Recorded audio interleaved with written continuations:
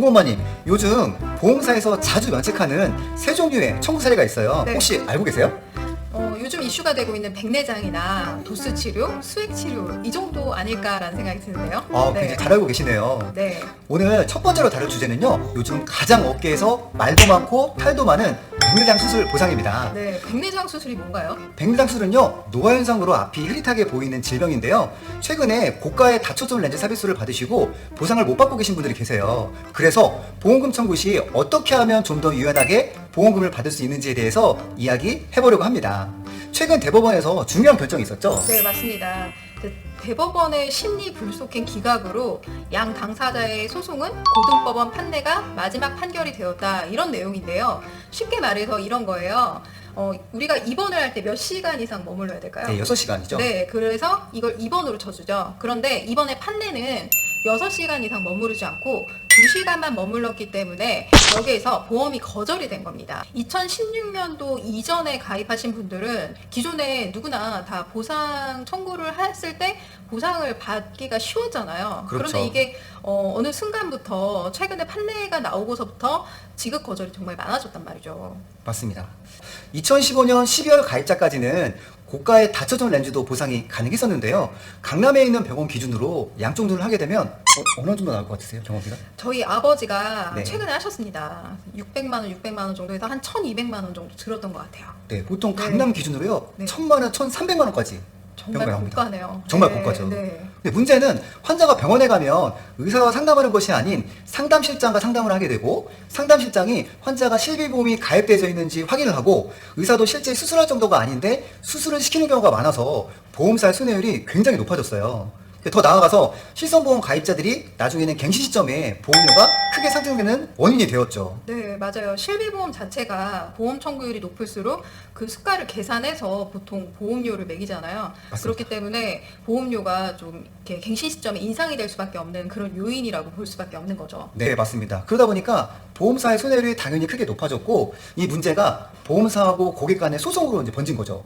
그러면은 그동안 대부분 입원 처리로 90%에서 100% 보상을 받으셨는데 네. 앞으로는 입원 처리로 보상받기가 어려운 거 아닌가요? 네, 앞으로는 입원 처리로 실손 보상을 받기가 어려울 것 같아요. 6시간 동안 당일 입원이 필요할 만한 의사의 소견이 있어야 입원이 인정되는데, 네. 제가 자문해본 결과, 다른 의사 설명드릴게요. 백내장 수술 후 특별히 6시간 이상 병원에 머무르는 경우가 거의 없다고 그래요. 백내장은 세균등 현미경 검사로 백내장 여부를 확인하는데요. 병원들은 칼라본이 없다거나, 또 검사 결과지를 폐기했다거나, 이렇게 함으로써 객관적인 증거를 보험사가 알 수 없게끔 만든 것이 가장 큰 원인인 것 같아요. 그런 게 많은 문제가 되겠네요. 그렇죠. 네, 그리고 세균등 현미경 검사를 하면 백내장 수술 여부가 나오나요? 그렇죠. 이 세균등 현미경 검사는요, 혼탁도가 1단계부터 6단계 정도로 나뉘는데요. 3, 4단계 이상이 백내장 수술을 필요로 하는데, 1, 2단계에서도 네.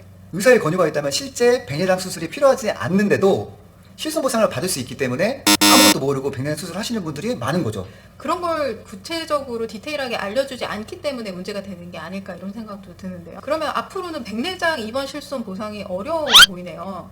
네. 그러면은 이제 백내장 다초점 렌즈 삽입술 받으시는 분들 어떤 점들을 좀 유의해야 될까요? 일단은 입원이든 통원이든 첫 번째로 세균등 현미경 검사가 없는 병원을 일단 피하셔야 되고요.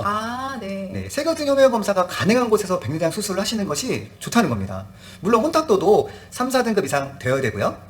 그리고 두 번째로 주치의 진단서에 실업 개선용이 아닌 반드시 치료 목적이라고 기재가 되어야 되고요. 소견서와 검사 결과지를 받고 다른 주변 병원 있잖아요. 네. 대학병원이나 종합병원 이런 안과에 제출한 다음에 다른 의사의 소견까지 받으신 후에 수술하시는 것이 안전하다는 겁니다. 조금 더 까다로워졌다라고 보이네요. 네. 그러면 입원 처리가 되는 경우에 어떤 걸 준비를 해야 될까요? 네, 만약에 입원을 하게 된다면요, 실질적으로 입원을 인정하기 위한 행위 등이 있었는가?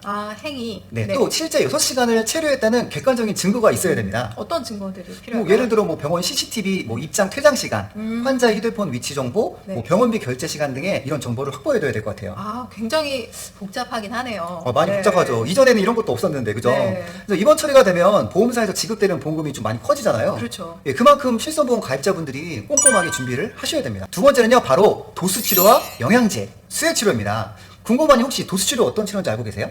보통 관절이나 이런 척추가 뒤틀어져서 네. 이거를 좀 바로 잡는 그런 치료 아닐까요? 굉장히 네. 해박하시네요. 네, 감사합니다. 이 도수 치료도요, 실비 보상이 가능한데요. 혹시 이 도수 치료 비용 혹시 어느 정도 나오는지 알고 계세요? 제가 최근에 받아본 결과로 회당 한 15만 원 정도에 어. 받았던 것 같아요. 네. 저도 이제 많은 청구를 해봤는데요. 네. 청구 회사가 많은데 보통 저렴한 곳이 좀 7만 원에서 비싼 곳은 20만 원까지 합니다. 아, 정말 그런데 이게 받을만 하긴 하거든요. 정말요? 네, 정말 좋습니다. 사실 저는 도출을 받아본 적이 없는데 네. 보상 청구만 해드렸지. 근데 네. 실제 이렇게 받으신 분하고 얘기 네. 나누니까 확실히 이 영상 보시는 분들한테 도움이 될 것 같네요. 몸이 정말 좋아져요. 아. 네, 가벼워집니다. 그런데 제가 알기로는 최근에 이 도수 치료가 문제가 많다라는 얘기가 있더라고요. 네, 맞습니다. 어떻게 생각하세요?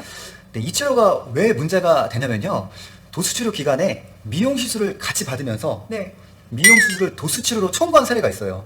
정말 그런 사례가 있나요? 네, 저는 처음 정말 듣는데. 네, 많고요. 네. 또 미리 지불한 도수 치료 비용 대신 네. 다른 비타민 주사를 맞고 도수 치료로 청구한 사례가 굉장히 많아요. 아, 정말 그런 사례가 있어요? 있습니다. 네. 그리고 가장 큰 문제는요. 증상에 호전이 없음에도 무분별하게 도수 치료를 받는 사람들이 많아진 거예요. 앞으로는요. 치료를 받는 분들은 기존에 10회 이상 선결제 유도하는 병원 있죠? 네. 그런 병원들 좀 피하셔야 되고요. 10회 이상 결제 시 비만, 피부 관리 비용 등을 도수 치료 비용으로 바꿔주겠다. 네. 이런 병원들을 피하셔야 됩니다. 잘못된 보험 사기에 휘말릴 수 있겠네요. 네, 맞습니다. 네. 그래서 각별히 조심하셔야 됩니다. 그러면 또 뭐가 있을까요? 그리고요, 의사 얼굴만 잠깐 보고 도수치료를 받지 마시고요. 의사 선생님과 충분한 상담 후에 도수치료를 받으셔야 합니다. 2016년 금융감독원 브리핑 자료에 의하면요, 금융분쟁조정위원회의 판단은 과잉 도수치료는 실손보험금 지급 대상이 아니라고 하였습니다. 제가 이 분쟁 사건에 대해서 조금 더 심도 있게 다루고 싶은데 네. 이 부분에 대해서 좀 설명 좀 해주시겠어요? A씨가 진단받은 경추통 등의 질병 상태를 감안하더라도 필요한 적정 도수치료 횟수는 주 2, 3회, 4주 정도라는 금융분쟁위원회 전문위원회 의적 소견이 있었다. 그래서 앞으로는 실제 치료를 받고 증상의 개선, 호전 등이 의무 기록지에 꼭 적혀 있어야 합니다. 필요하다면 여러 가지 검사도 반드시 동반되어야 되고요. 아, 그런 조건들이 동반돼야 되네요. 네, 좀 많이 복잡하죠. 네. 그런데 제대로 된 보상을 위해서는 이렇게 준비하셔야 되실 것 같아요. 그러면 마지막으로 세 번째 그 영양제 수액 치료 있잖아요. 금공반이는 보통 어떤 증상으로 영양제 처방을 받는지 알고 계세요? 제가 최근에 청구를 했었어요. 네. 장염이 걸려가지고 네. 탈수 증상이 나는 거예요. 어. 그래서 이걸로 이제 수액 치료를 받았는데 다행히도 보상 청구를 받았습니다. 다행입니다. 네. 요즘 굉장히 좀 이 수액 처방에 대해서 바로 지급이 안 되는 경우도 있거든요. 네, 그렇다고 하더라고요. 네. 그리고 또 급성 기관지염, 후두염, 인후통, 몸살, 발열, 네. 영양 결핍, 탈수 증상 이런 여러 가지 원인으로 영양제 처방 받으시는 분들 많으시잖아요. 네, 맞습니다. 그런 분들에게 왜 이 보험사가 거절하는지 좀 궁금하긴 하거든요. 그때는 금공반께서 말씀하신 그런 증상들이 있죠? 네. 그런 증상이 있으시고 의사님께서 수액 처방을 해주셨어요. 그러면 치료에 의해서 영양제 처방함 이렇게 간단하게 소견서가 있으면 보상이 가능했거든요. 요즘에는 까다로워졌나요? 네, 맞아요. 요즘 좀 더 까다로워졌어요. 그러면 이럴 때는 어떻게 해야 하나요? 가장 확실한 방법은요, 의사 선생님께 본인의 증상이 효능 효과가 식약처에 등록된 영양제로 놓아달라고 말씀드리는 것인데요. 사실 식약처 등록 여부를 떠나서 식약처에 등록된 영양제만 보상이 가능하다는 것은 사실 너무 약간에도 명시가 되어 있지 않습니다. 아, 그렇군요. 사실 고객과 의사 입장에서 받아들일 수 없는 것이 약관은 가입 당시 정해져 있고요. 네. 중간에 절대 변경되지 않는다는 거예요. 아, 그러면 앞으로 어떻게 해야 보상받는데 문제가 없을까요? 환자의 당시 상태나 증상, 의심 진단에 따라 효능 효과가 있는 영양제를 처방했다는 자세한 소견서를 받아서 보상 청구를 하시면은 보상에 문제가 없을 것 같습니다. 그런데 소견서가 병원에 따라 좀 다르긴 하지만 비용이 조금 들어가잖아요. 그렇죠. 가격하는데. 예. 보통 10,000원에서 20,000원 정도 하는 것 같아요, 소견서는. 그렇죠. 네. 그런데 이 영양제 수액 비용을 청구를 하기 위해서 이 소견서를 조금 돈을 내고 한다는 게 네. 사실 조금 아깝긴 하거든요. 배보다도 배꼽이 더 크실 수 네, 있죠. 못 받을 수도 있는 부분이고요. 네, 맞습니다. 네. 간혹 병원에 따라 소견서를 대체한 진료 확인서나 진료 비용 중에 환자의 증상과 영양제 처방 사유를 적은 후에 직인을 찍어서 발급하기도 하거든요. 좋은 방법인데요. 네네. 네. 또 비용은 사실 이쪽이 더 저렴하니까요. 네. 먼저 간단한 방법으로 청구해보시고 네. 만약에 문제가 생길 경우에는 그때 자세한 소견서를 청구하시는 것도 좋습니다. 아, 그거 정말 꿀팁인데요. 네. 그리고 제가 마지막으로 두 가지 당부드리고 싶은 말씀은요. 모든 보상권은 약관에 근거하여 보험금을 지급하는데요.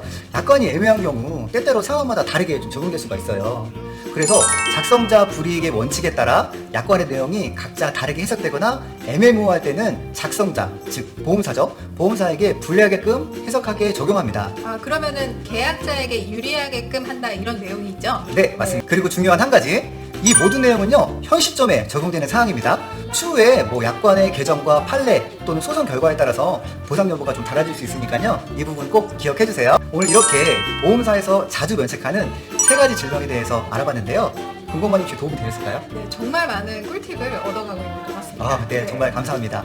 오늘 긴 영상 시청해주셔서 진심으로 감사드리고요. 유튜브 금고엄마 그리고 보험신 채널 구독, 좋아요, 알림 설정 부탁드리겠습니다. 부탁드립니다. 감사합니다. 감사합니다.